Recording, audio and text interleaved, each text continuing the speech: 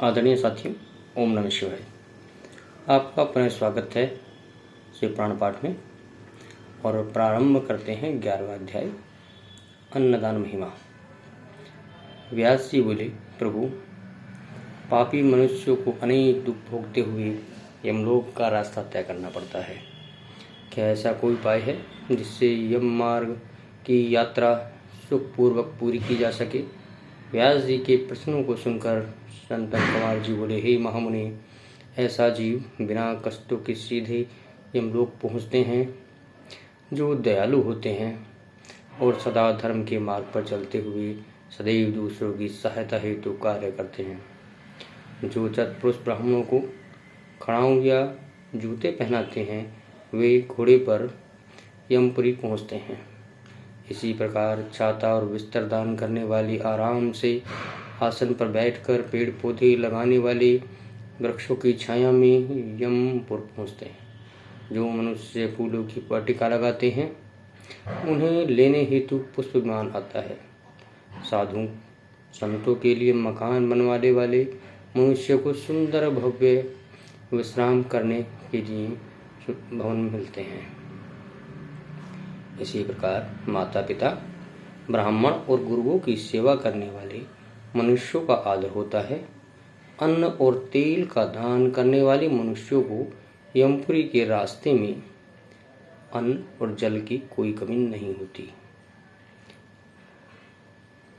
ब्राह्मणों की चरण दबाने वाले मनुष्य आराम से घोड़े पर सवार होकर यमलोक जाते हैं। संसार में अन्न का दान सबसे अच्छा माना जाता है, क्योंकि अन्न खाकर ही जीव का शरीर पुष्ट होता है, उस शरीर से धर्म पुष्ट होता है और शरीर ही धर्म, अर्थ, काम तथा मोक्ष देने वाला उत्तम साधन है। इसलिए मनुष्यों को अन्न का दान अवश्य करना चाहिए। अपने घर पर पधारे अतिथियों का उचित आदर सत्कार अवश्य करना चाहिए और द्वार पर आए गरीब, भूखे एवं भिखारियों को खाली हाथ नहीं लौटाना चाहिए। अन्नदान करने वाले सज्जन पुरुष स्वर्ग में निवास करते हुए अनेक सुखों का भोग करते हैं, वह आनंद का अनुभव करते हैं। बोली ओम नमः शिवाय, हर हर महादेव। प्रारंभ करते हैं 12वां अध्याय, जलदान व तप की महिमा। संतन कुमार जी कहते हैं, हे मुनिवास, इस संसार में सभी प्राणियों को जीवन देने वाला जल है। जो मनुष्य पीने के लिए जल के लिए कुआं खोदते हैं उनका आधा पाप नष्ट हो जाता है। तालाब बनवाने वाले पुरुष को कभी भी दुखों का सामना नहीं करना पड़ता। देव, दानव, गंधर्व, नाग और चर अचर सभी जीव जल पर आश्रित होते हैं। जिस तालाब में बरसात का जल भर जाता है उसे बनाने वाले को अग्निहोत्र का फल मिलता है। सर्दियों में जो तालाब जल से भरा रहता है उसे बनाने वाले को 1000 गोदान का पुण्य प्राप्त होता है। इसी प्रकार हेमंत और शिशिर ऋतु में भरे तालाब के निर्माण कराने वाले को अश्वमेध यज्ञ का फल मिलता है। इसलिए तालाब खुदवाना पुण्यदायक और कल्याणदायक माना जाता है। इसी प्रकार मार्ग में वृक्ष और बगीचे लगवाने और प्राणियों के पूरे वंश का उद्धार हो जाता है। फल फूल वाले वृक्ष बहुत उत्तम होते हैं। फूलों से देवता, फलों से पितृगण एवं उनकी छाया से आने जाने वाले राहगीरों को राहत मिलती है। ये वृक्ष सर्प, किन्नर, राक्षस, दैव, मनुष्यों को सुख देने वाले होते हैं। इस संसार में सत्य को सबसे उत्तम कहा गया है। यही सत्य, ब्रह्म, तप, यज्ञ, शास्त्र, चैतन्य, धैर्य, देवता, ऋषि, पितृ का पूजन, जल, विद्यादान, ब्रह्मचर्य, परमानंद सभी सत्य रूप है। सत्यभाषी मनुष्य तपस्वी, धर्म सत्य का अनुसरण करने वाला सिद्ध पुरुष होता है। वह विमान पर बैठकर स्वर्ग जाता है। सदैव सत्य बोलना ही फल देने वाला होता है। तपस्या द्वारा स्वर्ग, यश, मुक्ति, कामना, ज्ञान, विज्ञान, संपत्ति, सौभाग्य आदि रूप और इनसे अधिक पदार्थ होते हैं। साथ ही मन की सभी कामनाएं अवश्य पूरी होती हैं। तपस्या के बगैर किसी भी मनुष्य को, जीव को भगवान शिव के परम धाम की प्राप्ति नहीं हो सकती। शुद्ध हृदय से त्रिलोकीनाथ भक्त वत्सल्य देवाधीश भगवान महादेव की तपस्या करने से ब्रह्म हत्या जैसे महापाप से भी मुक्ति मिल सकती है। तपस्या ही सारे संसारों को सुख और शांति प्रदान करने वाली है। इसलिए सुखों की इच्छा करने वाले को, भोग और मोक्ष चाहने वाले मनुष्य को तप अवश्य करना चाहिए। बोलिए हर हर महादेव, ओम नमः शिवाय। प्रारंभ करते हैं 13वां अध्याय। प्राण महत्व। संतन कुमार जी बोले, हे महामुनि, जो ब्राह्मण वेद शास्त्रों को पढ़कर दूसरे मनुष्यों को सुनाते हैं, उन्हें इस पुण्य का फल अवश्य मिलता है। नरक की यातनाओं के विषय में बतलाकर जीवों को सचेत करने वाले प्राण के ज्ञाता और धर्म उपदेशकों को श्रेष्ठ गुरु माना जाता है। वे अपने असीम ज्ञान द्वारा जगत का कल्याण करते हैं। अपना परलोक सुधारने हेतु मनुष्य को अन्न, धन, भूमि, स्वर्ण, गो, रथ, वस्त्र व आभूषण आदि वस्त्रों का दान करना चाहिए। जुता हुआ खेत अर्थात लहलाते फसल वाले खेतों का दान करने से मनुष्य की 10 पीढ़ियां सुधर जाती हैं।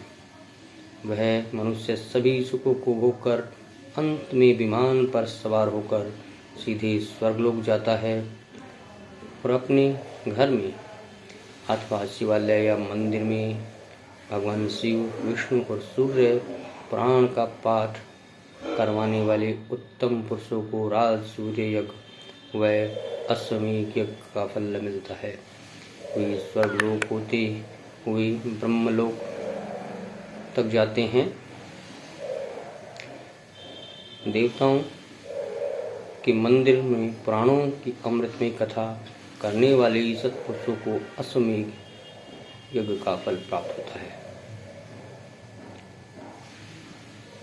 इस संसार में मुक्ति प्रदान करने की इच्छा प्राप्त करने की इच्छा रखने वाले मनुष्यों को श्रद्धा पूर्वक भक्ति भावना से शिव प्राण की परम पवित्र कथा अवश्य पढ़ने अथवा सुननी चाहिए। प्रतिदिन कुछ समय निकालकर शिव प्राण की कथा अवश्य सुननी या पढ़नी चाहिए। इस संसार में अपने कर्मों के बंधन से मुक्त होने के लिए शिव प्राण का ज्ञान अवश्य प्राप्त करना चाहिए। निरंतर योग, शास्त्रों का अध्ययन करने अथवा प्राणों का श्रवण करने से समस्त पापों का नाश होता है एवं धर्म की वृद्धि होती है। बोले हर हर महादेव, ओम नमः शिवाय। प्रारंभ करते हैं 14वां अध्याय। विभिन्न दानों का वर्णन। संतन कुमार जी बोले, हे व्यास जी, मनुष्य यदि दान के लिए सुपात्रों को ही चुने तभी उनका परम कल्याण होता है। गो, पृथ्वी, विद्या और तुला का दान सर्वोत्तम माना गया है। अपने घर के द्वार पर आने मांगने वाले अर्थात याचकों को दूध देने वाली गाय, वस्त्र, जूते, छाता, अन्न अथवा भक्ति भाव से श्रद्धा पूर्वक जो यथासंभव दान दिया जाए वह परम कल्याणकारी होता है। यही नहीं, स्वर्ण, तिल, हाथी, कन्यादासी, घर, रथ, मणि, गो, कपिला और अन्य इन 10 दानों को महादान माना जाता है। इन 10 महादानों को जो भी मनुष्य भक्ति भावना से करता है वह इस भव सागर से अवश्य ही पार हो जाता है। वह सत्पुरुषों के जीवन और मरण के बंधनों से सदा के लिए मुक्त हो जाता है। त्रिलोकीनाथ देवाधीश महादेव जी की परम कृपा पाकर उसे भोग और मोक्ष की प्राप्ति हो जाती है।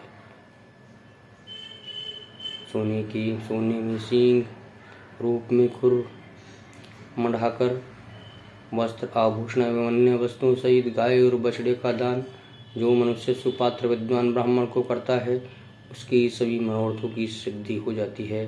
वह जीव इस लोक के सभी सुख भोग कर शिवलोक को चला जाता है।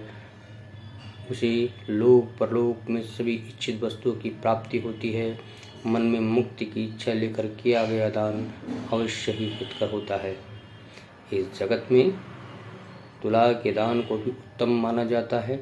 तुलादान करने वाली मनुष्य को चाहिए कि वे मन ही मन में शिव जी का स्मरण करके उनसे प्रार्थना करे कि उसका कल्याण करें। और तराजू के पलड़े में बैठकर दूसरे पलड़े में अपनी शक्ति के अनुसार द्रव्य भरे, और जब दोनों तरफ वजन बराबर हो जाए तो उस द्रव्य को किसी सुपात्र ब्राह्मण को दान करे। ऐसा दान करते समय शुद्ध हृदय से कल्याणकारी भगवान शिव से प्रार्थना करेगी, हे प्रभु, मैंने बचपन से लेकर अब तक जीवन में जाने अनजाने में जो भी पाप किए हैं उन्हें आप अपनी कृपा दृष्टि से भस्म कर दें। हे ऋषिगण, इस प्रकार तुलादान से जीव सभी मुक्त हो जाता है और सीधे स्वर्गलोक को जाता है और वहीं निवास करता हुआ सभी उत्तम भोग भोगता है। बोलिए ओम नमः शिवाय, हर हर महादेव। मिलते हैं शिव पुराण के अगले पाठ की अगले वीडियो में। तब तक के लिए शिव भगवान आप पर अपनी कृपा बनाए रखें। हर हर महादेव, ओम नमः शिवाय।